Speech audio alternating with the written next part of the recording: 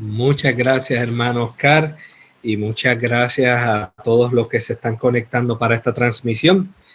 Vamos a mantenernos enfocados en la misma. Aquel que tenga lápiz y papel para apuntar las citas bíblicas, los números del catecismo y documentos que se van a estar citando, aprovechen. Al final, si Dios y la Virgen lo permiten, estaremos sacando unos minutitos para aclarar cualquier duda. Así que si usted tiene una pregunta en medio del tema, la apunta en una esquinita y al final pues la hace para que no interrumpamos y mantenemos la línea. Yo le hundí ahí. No, yo, ahí yo le hundí. Entonces, me sale aquí Patricia, creo que tiene el micrófono encendido aún. Nada, pues dicho esto, pues voy a comenzar comentando, ¿verdad? Que nosotros hemos escuchado en el Evangelio de San Juan 20, 19 al 31, esas primeras palabras de resucitado cuando se aparece a sus discípulos y hace ese paralelismo entre la misión que el Padre le da a él, que la cumplió a cabalidad, ¿verdad? Que era la redención de la humanidad, y el paralelismo de cómo él hace esa misión a sus discípulos. Como el Padre lo envía, así él envía a sus discípulos, y para concretar esto, los sella con el Espíritu Santo cuando sopla sobre ellos el mismo y le da esa potestad exclusiva a sus apóstoles de perdonar los pecados. Entonces, de ahí es que vamos a estar nosotros partiendo para hablar de este sacramento tan hermoso que nosotros conocemos como el sacramento de la confesión.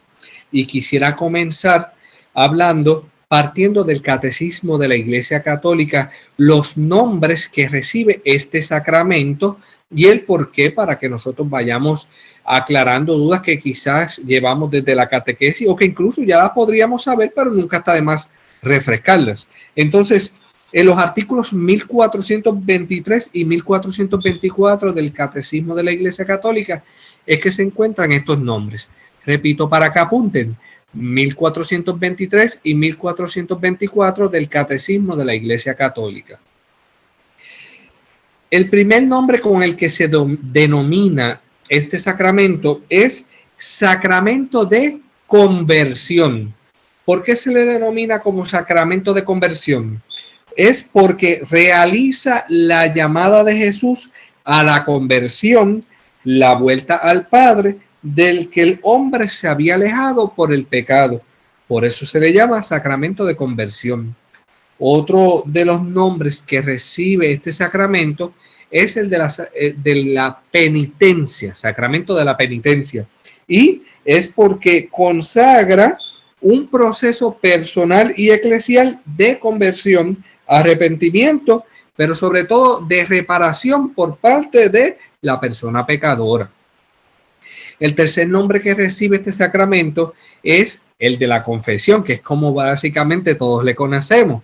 ¿Por qué? Porque mientras nosotros confesamos nuestros pecados al confesor, que es el sacerdote, ahí entonces pues hacemos esa parte esencial del sacramento. También se le conoce como sacramento del perdón. ¿Por qué? Porque por la absolución que recibimos, ¿verdad? Por la absolución sacramental del sacerdote, Dios concede al penitente el perdón y la paz. Y por último, se le denomina sacramento de la reconciliación, porque otorga al pecador el amor de Dios que reconcilia. Esos son los nombres que recibe este sacramento, los cuales están presentados en el Catecismo de la Iglesia Católica, como dije, en el numeral 1423 y 1424. Ahora bien, cuando nosotros vemos estos puntitos así en profundidad que encierra este sacramento, podemos comprender entonces los grandes efectos que encierra el mismo. Según el Catecismo de la Iglesia Católica, y como dije ahorita, todo aquel que tenga para apuntar, aproveche, en el numeral 1468, o como dicen los anglosajones, 1468, dice lo siguiente, y voy a leerlo textual como dice: el sacramento de la penitencia nos devuelve la gracia de Dios y nos une a Él con profunda amistad. A quienes lo reciben con un corazón arrepentido y con las debidas disposiciones, les trae la paz y la tranquilidad a la conciencia y un profundo consuelo espiritual. Miren qué cosa más preciosa encierra este sacramento, el cual muchas veces tristemente abusamos de él, o tristemente podemos caer en el otro extremo, el que no sacamos provecho del mismo. Entonces, cuando tomamos todo esto que le estoy brindando a consideración en un principio, quiere decir que no solamente basta con que tú y yo hagamos una confesión, porque por hacer una confesión, como dice el refrán, por salir del paso lo hace cualquiera. Tú y yo estamos llamados a hacer una buena confesión. Cada vez que tengamos la oportunidad de hacer la confesión, que sea una buena confesión. Y tanto es así la importancia de hacer una buena confesión, que el mismo San Juan Pablo II, en su pontificado, dijo en un sínodo que hubo en Roma para aquel tiempo lo siguiente: es necesario hacer a los fieles una catequesis lo más esmerada posible acerca del sacramento de la penitencia. San Juan Pablo II, en un sínodo de Roma, dijo que era sumamente importante hacer a los fieles una catequesis lo más esmeradamente posible sobre el sacramento de la penitencia. Entonces, eso es lo que queremos con este tema: hacer de la manera más práctica posible esa catequesis sobre la confesión, para que nosotros conozcamos a profundidad este sacramento y podamos sacar provecho máximo del mismo. Entonces, me gustaría compartir un ejemplo que vi en el libro de Padre Eliezer Salesman, el cual se titula ¿Cómo hacer una buena confesión?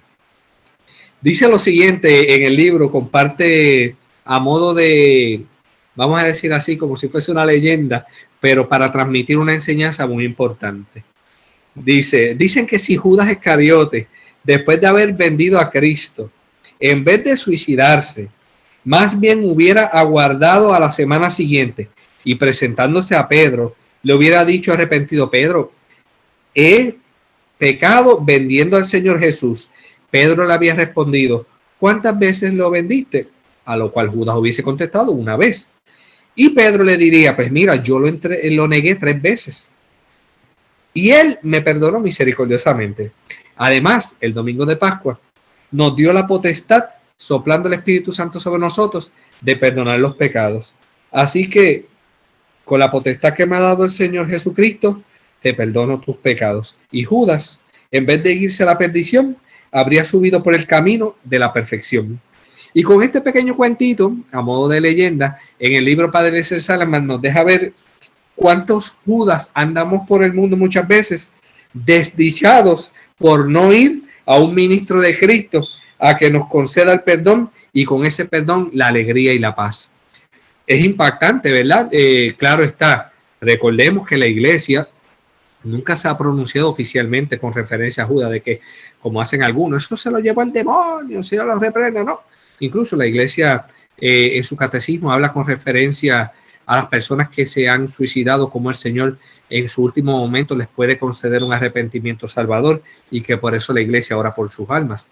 Pero tomando como tal ese ejemplo que nos quiso dar Padre Eliezer Salesman, aquí es donde entra la importancia de nosotros reconocer el deber y la necesidad de acercarnos al sacramento de la confesión. Y si es impresionante ese ejemplo, más impresionante es que muchas veces la mayoría de los católicos, aunque esto suena impactante, lo más que hacen en su vida son 3 confesiones y los hacen mal. Y uno dirá, ¿cómo puede ser posible que la mayoría de los católicos lo que hacen son 3 confesiones en su vida? Pues miren, la primera confesión, ¿cuál sería? La que se hace antes de la primera comunión. Y tristemente somos tan pequeñitos que muchas veces ni estamos bien preparados para hacer bien la confesión. Algunos, como muchos, la escriben en un papel, otros van asobrados que no saben ni qué decir, y otros, mientras el sacerdote los está aconsejando, ellos están allá contando las luces y las hormiguitas que van pasando. La segunda confesión, que tristemente hacen la mayoría de los católicos y que también la hacen mal en su mayoría, es el día del matrimonio. ¿Por qué? Porque están tan enfocados que si el club, que si la recepción, que si la comida, que si la bebida, que si el traje, están tan enfocados en todas estas cosas, en el qué dirán, o como dice una canción bien famosa de la salsa, la boda de ella tiene que ser la mejor, que se olvidan de prepararse en el aspecto espiritual. Y a aquellos que hacen la confesión, la hacen por salir del paso, y cuidado que hay otros que peor aún, ni siquiera se confiesan y van al sacramento del matrimonio consumiendo su propia condenación. Y la tercera y última confesión que muchas veces hacen la mayoría de los católicos y que tristemente la hacen mal, es al momento de la muerte. Los sacerdotes saben que una confesión de enfermo es una confesión enferma. Por eso es importante que en nuestras vidas nosotros aprovechemos, porque con tanto padecimiento que tienen los enfermos en el último momento de su vida, no pueden confesarse debidamente. Eso es una realidad triste que nosotros tenemos que reconocer, y por eso es que nosotros tenemos que aprovechar, ¿verdad? Y reconocer que quien se haya confesado varias veces bien en su vida y se haya asegurado que durante su vida terrenal haya sacado el provecho máximo del sacramento de la confesión, asimismo podrá ser en el momento de su partida. Como dice el refrán, como es su vida, así será su muerte. Entonces, tenemos que asegurarnos de aprender, ¿verdad?, a confesarnos bien en esta vida. ¿Para qué? Para que al final podamos cerrar con broche de oro esta vida terrenal y poder ir bien preparado a la casa de nuestro Padre Celestial. Podríamos decir que esa confesión va a ser ese pasaporte para poder entrar al cielo. Entonces, también quiero recordar lo que nos dice con referencia a esto el Catecismo de la Iglesia Católica en el numeral 1422. Anótenlo por ahí. Catecismo de la Iglesia Católica, numeral 1422.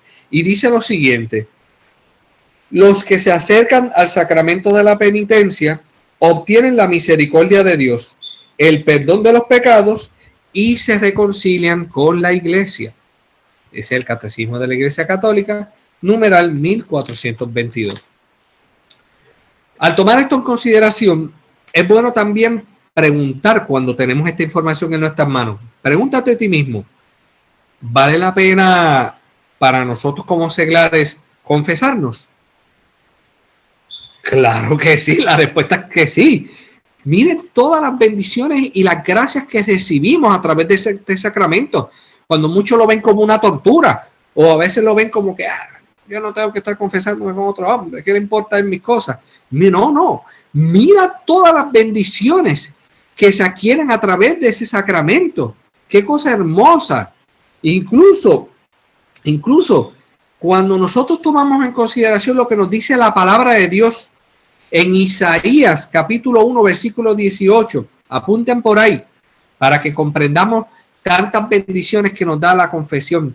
Isaías capítulo 1 versículo 18: aunque sus pecados sean como el rojo más vivo, yo los dejaré blancos como la nieve.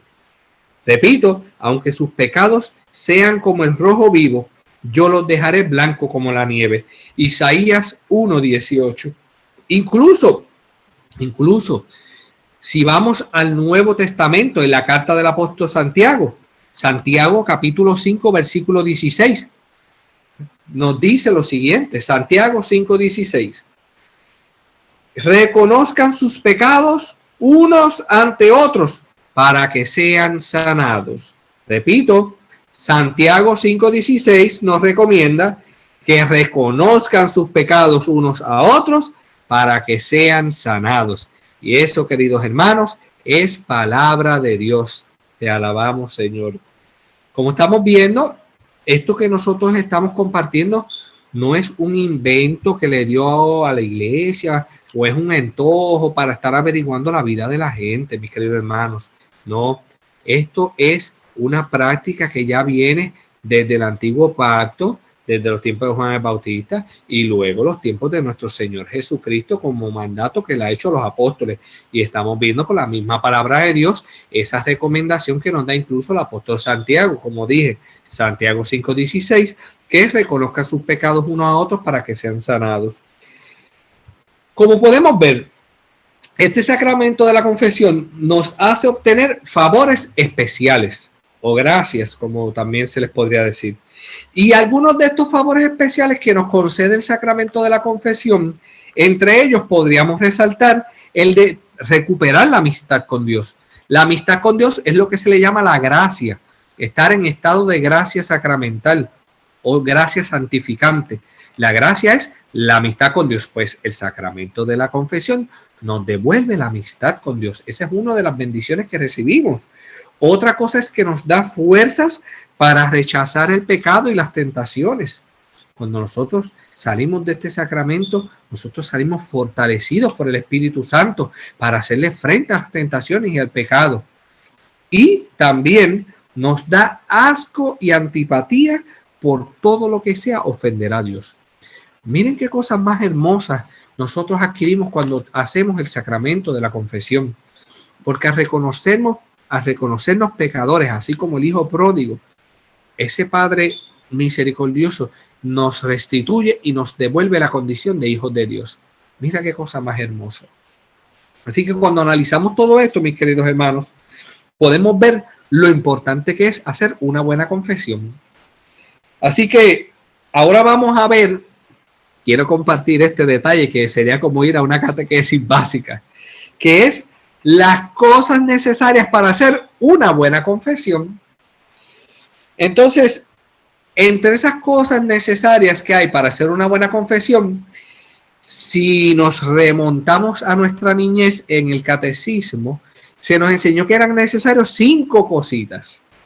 Y entre esas 5 cosas están el examen de conciencia, el arrepentimiento de los pecados, que también se le conoce como el dolor de corazón, hacer un propósito de no pecar, o sea, el propósito de enmienda, confesar nuestros pecados al confesor o al sacerdote, en otras palabras, y por último, cumplir la penitencia hecha por el confesor.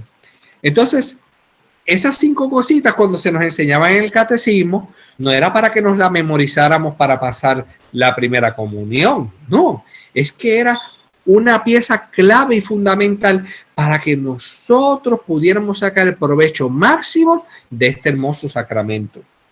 Ahora bien, ¿cómo saber si verdaderamente estamos haciendo bien esas 5 cosas?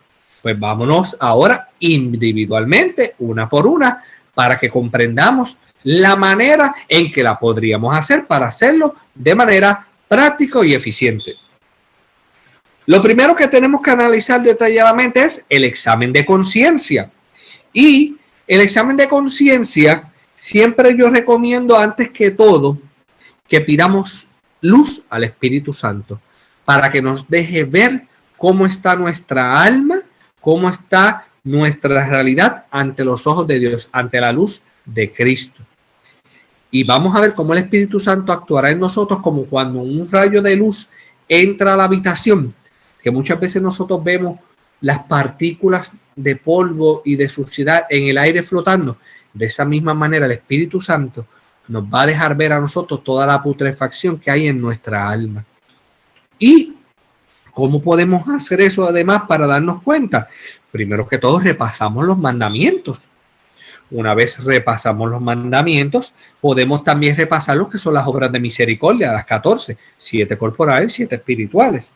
Y así, sucesivamente, pues podemos darnos cuenta cómo estamos nosotros ante la mirada del Señor, que es el que todo lo ve.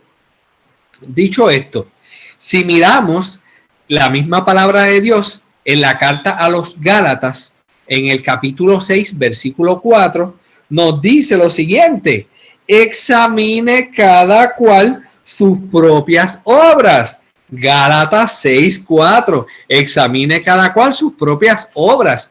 Hay un mandato explícito e implícito en la palabra de Dios que nos dice que cada cual tenemos que examinar nuestras obras, y eso es a lo que la iglesia llama el examen de conciencia. Entonces, como les dije, la mejor forma de comenzarlo es invocando al Espíritu Santo.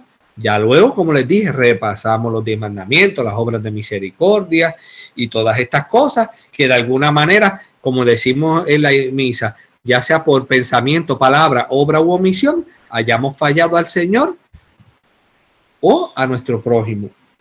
Entonces, sabemos que cuando pedimos esa luz del Espíritu Santo, Él se va a encargar de iluminar nuestras mentes y hacernos reconocer todo aquello que estemos haciendo que no es de agrado al Señor. Dicho sea de paso, aquí es que entonces pasamos por consiguiente a la segunda parte de las cosas que debemos hacer para una buena confesión, que es ese dolor de corazón, ese arrepentimiento de nuestros pecados.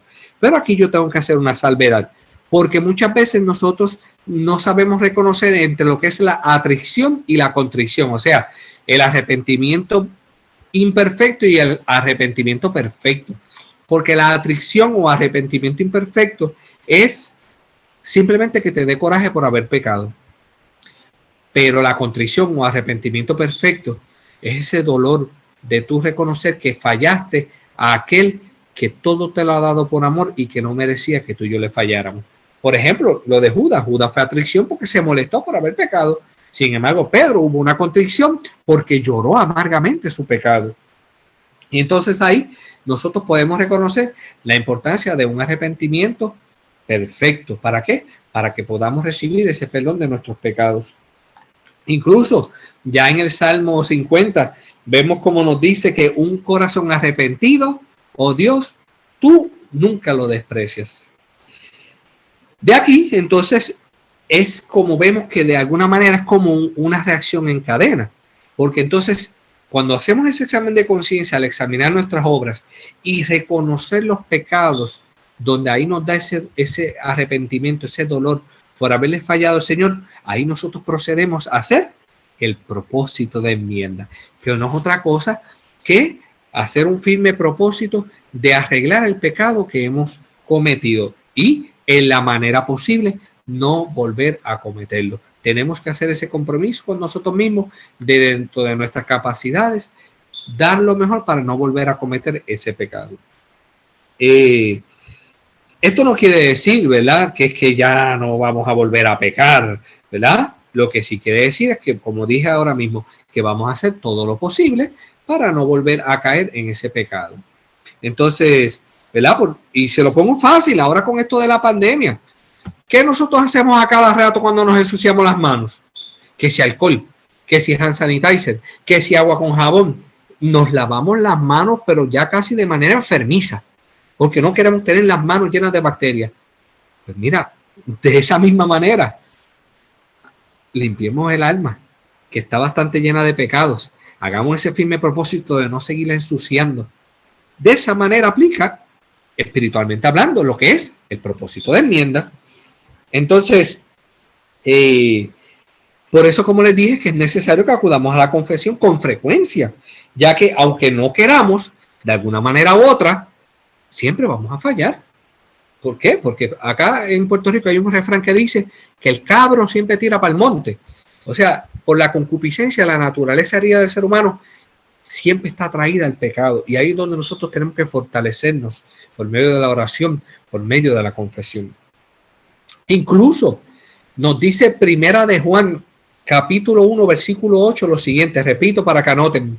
Primera de Juan, capítulo 1, versículo 8.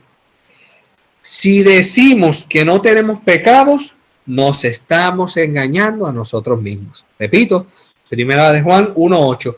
Si decimos que no tenemos pecados, nos estamos engañando a nosotros mismos. Así que, si usted quiere hacer un firme propósito de enmendar los pecados, ¿verdad?, y de no fallar en lo mismo, yo les recomiendo que nos aseguremos de evitar las ocasiones que nos llevan al pecado. Si nosotros sabemos, qué sé yo, que si vemos un programa con contenido de violencia gráfica, mira, y eso nos va a llevar a tener problemas, no lo vea. Si tú eres una persona que el Señor te ha librado de la lujuria, no te pases viendo o escuchando cosas que promuevan eso. Si tú eres una persona que tiene problemas con la lengua larga, pues mira, no te pases viendo novelas ni programas de bochinche. Son cosas básicas, pero que muchas veces se nos pasa o dejamos que se pasen. Entonces aquí es donde entra nosotros poner de nuestra parte. Como dice el refrán, nosotros hacemos lo posible para que Dios haga lo imposible. Entonces, como podemos ver, esto es un orden, como una reacción en cadena que nos lleva una cosa a la otra. Porque cuando tenemos ese firme propósito de enmendar nuestros pecados, pues ahí ¿qué hacemos?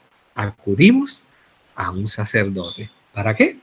Para que confesemos nuestros pecados. Y el sacerdote, actuando en la persona de Cristo, nos da el perdón de nuestros pecados. En otras palabras, es Cristo mismo que nos está perdonando por medio de ese sacerdote. Entonces, otra cosita más, cuando nosotros vayamos a confesar nuestros pecados, asegurémonos de confesarlos como es.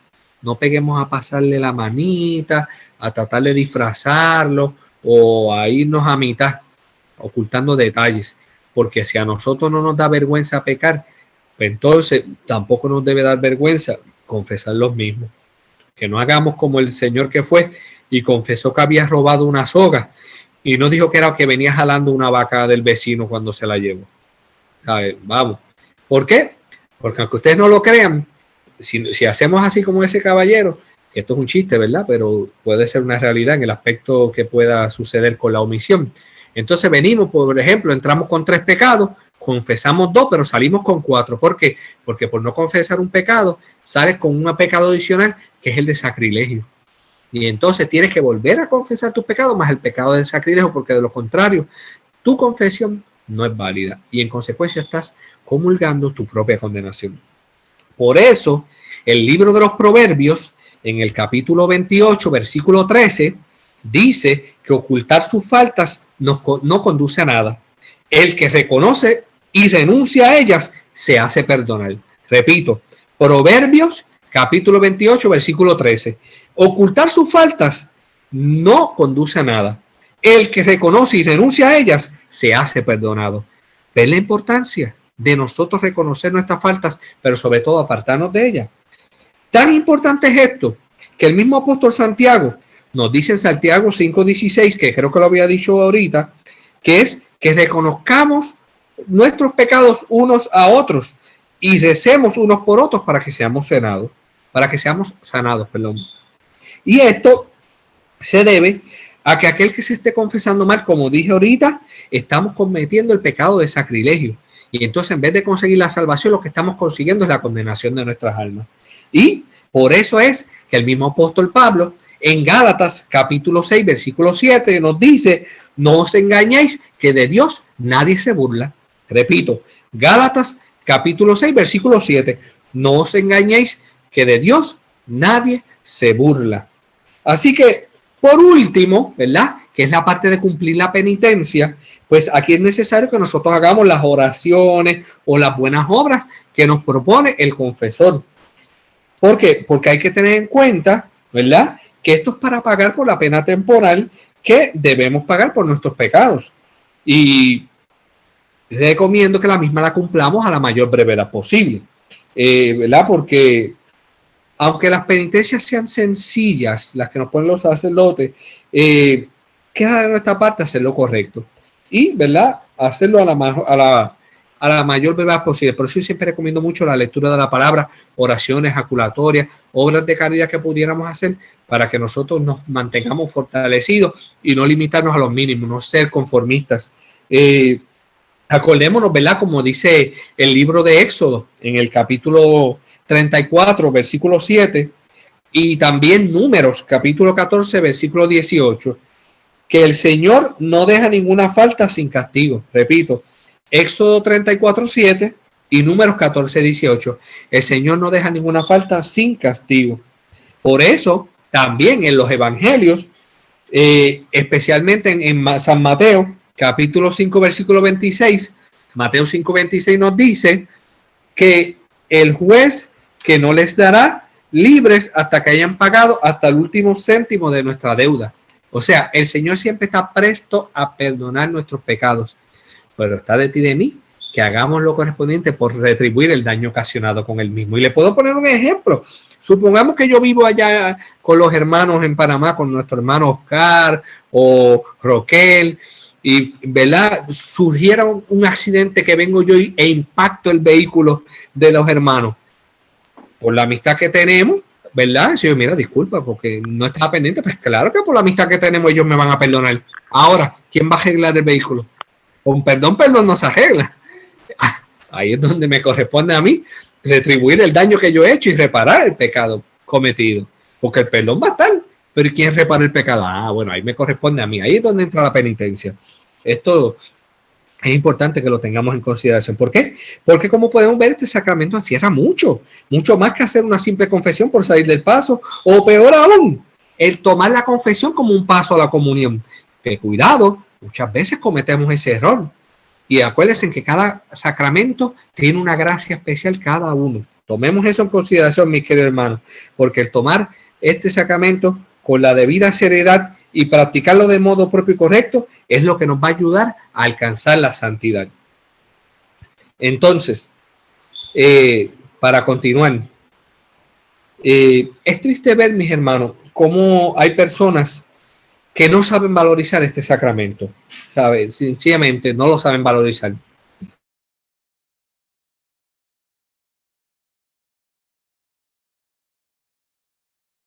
Entonces, tristemente hay personas que no saben valorizar este sacramento. Entonces, ¿qué sucede? Que hay hasta incluso personas que llegan a dudar del mismo y hasta negarlo. Entonces, tenemos que ver que nosotros no podemos dejar, ¿verdad?, confundirnos, incluso porque a veces hasta con la misma Sagrada Escritura podríamos hasta confundirnos si no sabemos interpretar correctamente lo que enseña la Iglesia por medio de la misma. Entonces tenemos que tomar las Sagradas Escrituras en su contexto para poder comprender la importancia de este sacramento tan hermoso. Entonces, por ejemplo, como yo estaba diciendo ahorita, muchas veces nosotros podríamos caer en el error de decir, ¿por qué yo me tengo que confesar con un hombre igual de pecador que yo? Hermanos, les pregunto yo, si nosotros tuviéramos que acudir al médico, nosotros cuando llegamos para que el médico nos dé una receta para atender nuestra enfermedad, ¿le preguntamos si está enfermo él también o simplemente acogemos la receta que él nos da para que podamos sanarnos de nuestra enfermedad? Entonces, si la receta del médico no pierde validez por el hecho de que él esté enfermo, mucho menos pierde validez la receta del médico espiritual cuando nos va a dar la solución de nuestros pecados. Es un poquito de sentido común en ese aspecto. Y también, ¿verdad?, no pretendamos nosotros también venir a querer ser mejores que nuestros confesores, porque la realidad es que de una manera u otra todos pecamos de manera diferente y eso no nos hace mejor unos que otros. Recordemos también, ¿verdad?, que a veces hay personas que han caído en el error de pensar que esto del sacramento de la confesión fue un invento que se hizo en el siglo XIII. Y la realidad es que en el siglo XIII lo que se hizo fue establecer que la confesión era mínimo una vez al año. Eso fue todo lo que se hizo. Y por eso, ¿verdad?, tenemos que tener cuidado con esos detallitos, estar bien pendientes a los mismos. Otra cosa también que nosotros tenemos que entender es que históricamente el sacramento de la confesión ha sido reconocido por múltiples iglesias, además de la Católica Apostólica Romana, me refiero, ¿verdad? Porque ya, mira, están los ortodoxos, están los coptos, que no son católicos apostólicos romanos y aceptan el sacramento de la confesión. Entonces, tenemos que tener cuidado ¿verdad?, con estar diciendo que eso solamente es un invento de nosotros. Dicho sea de paso, en los primeros escritos de la cristiandad hay un documento que se llama la Didache. O sea, imagínense la antigüedad de este documento, que dice lo siguiente de cómo en esa doctrina de los apóstoles ya hablaba de la confesión. En la Didache, en el numeral 14, dice lo siguiente, escuchen bien, Didache número 14. El día del Señor nos reunimos para la partición del pan y la acción de gracias, después de haber confesado nuestros pecados para que sea vuestro sacrificio. Además, San Ireneo, en el siglo II, escuchen bien, en el siglo II, en su obra contra los herejes, en el libro 5, en el capítulo 13, habla de algunas mujeres que habían sido seducidas por el hereje Marcos, las cuales al convertirse confesaron sus pecados e hicieron penitencia pública. Y una prueba más de esa existencia de la confesión al sacerdote de esa fecha se encuentra, como le dije, en las iglesias que se consideran cismáticas orientales, que como le dije, que aunque no acepta la autoridad del Papa, sí tienen entre ellos los sacramentos de la confesión y la consideran instituida por Jesucristo. Así que si esto hubiese sido un invento de la Iglesia Católica, pues ellos hubiesen protestado, por poner un ejemplo. Así que tengamos en cuenta, ¿verdad?